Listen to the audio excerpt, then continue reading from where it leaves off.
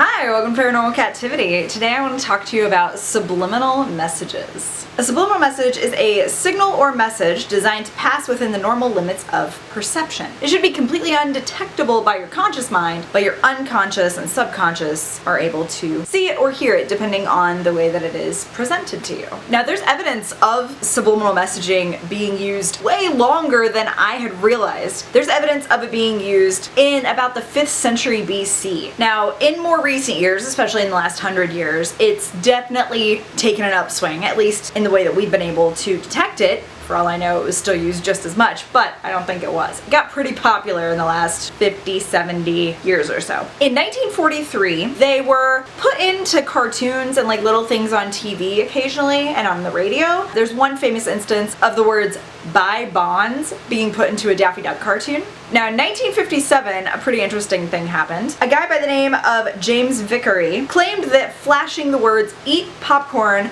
and "drink Coca-Cola" being popped up very, very briefly during movies helped sales for the concession stand to go up by a big percent. 5 years after this, it came out that he completely made up this evidence and this study altogether. He just faked it. By that time, so many people had heard this that they were taking it and using it in their own advertising as well. So in the late 60s to 80s, a lot of different people did a lot of studies on these, and most of them found that they could discredit any evidence of it having any type of influence. However, music from the 60s to 80s had a lot of kind of artistic influence when it came to subliminal messages. And they would put them in there because of kind of the propaganda and fear behind it, and also because artists like to invoke feelings from people. And sometimes, at least for like myself, if I hear subliminal messages, I get like goosebumps and the heebie-jeebies, and so like it does invoke an involuntary response from me. So I know I'm not the only one, and it was very popular during those times to put them into music and a lot of different advertising. In the 90s, there was a cool study that was done where it was showing pictures of a person doing mundane activities, kind of just like a slideshow. In between each picture, there was a brief flash of either something very positive or something very negative, and they did this study with half of the people participating seeing the positive imagery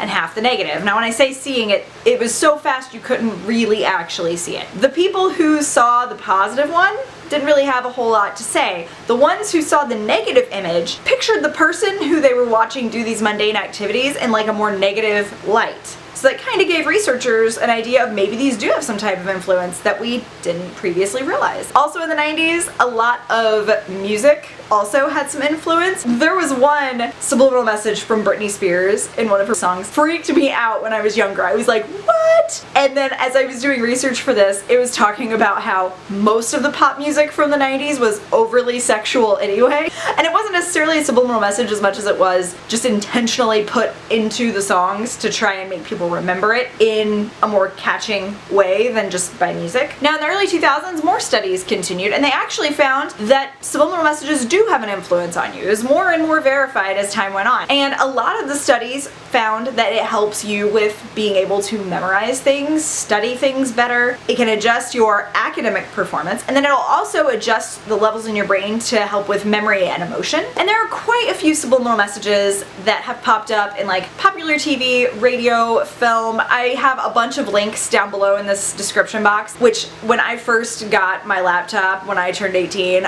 I spent so many nights looking at subliminal messages, and they freaked me out. I don't know what it is about them, especially the audio ones, give me goosebumps every time I hear it. So I just wanted to link out some stuff for you guys to see. There are also some really compelling ones from Disney movies, which I will put some links to those ones as well. I'd heard some of them I hadn't before, but it's still super interesting to hear about the Disney ones just because growing up, Disney was such an influential part of my childhood. Ads, of course, tended to use them, and a lot of very popular ads had very weird subliminal messages put in them, and so those can also be found there. One of my favorite movies regarding this topic is the movie from, I think it was either the late 90s or early 2000s, of Josie and the Pussycats. I loved that movie so much. Basically, the entire movie is about music groups putting subliminal advertising in their music and not realizing that they are. It's like, it's such a well done, funny comedy. I'm not one for like chick flicks, but this is more of a comedy than a chick flick in my brain. If you are interested in subliminal messages